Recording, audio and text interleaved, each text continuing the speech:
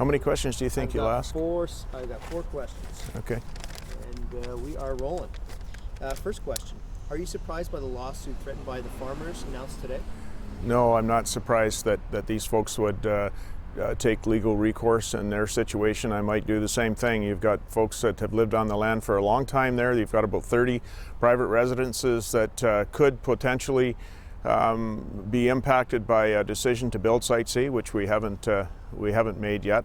You've got at least 10 homes that probably would disappear. So you've got people who are, feel very strongly about this, and of course they've gone and sought legal advice, and they're going to try to take this on in the courts. So that's their right to do that. How concerned are you about the lawsuit threatened by First Nations? I think there will be more legal actions before this thing is over, if in fact Cabinet decides to build Site C.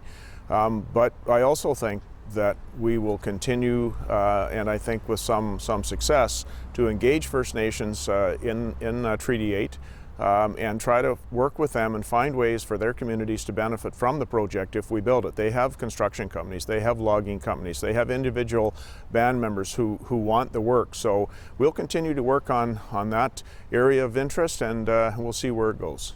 Even if the government approves Site C, is it realistic to think that it can proceed before these court cases are over? Well, I don't have any legal advice at this point that would indicate to me that the project would be delayed by these legal actions if in fact Cabinet decides to build Site C.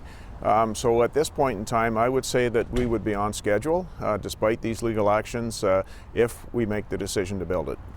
And what kind of timeline are we looking at? When will the government make its decision to whether Site C can proceed? Well, we're finishing up our due diligence. We're looking at all the alternatives to Site C. We're looking at things like using natural gas. We're looking at a suite of renewables like wind and run of the river. There's various ways that we could acquire this electricity that BC is going to need. 40% growth in demand over the next 20 years. We have to get it someplace. And what drives this decision and what will drive our final decision will be what is best for the ratepayers in British Columbia. What is the best way for the ratepayer to acquire the new electricity that we're going to need? And we want to keep pressure off rates, and we frankly want to do this the most cost-effectively way we can. Minister, that's it. Unless there's something you want to get out there, all my questions are done. Okay.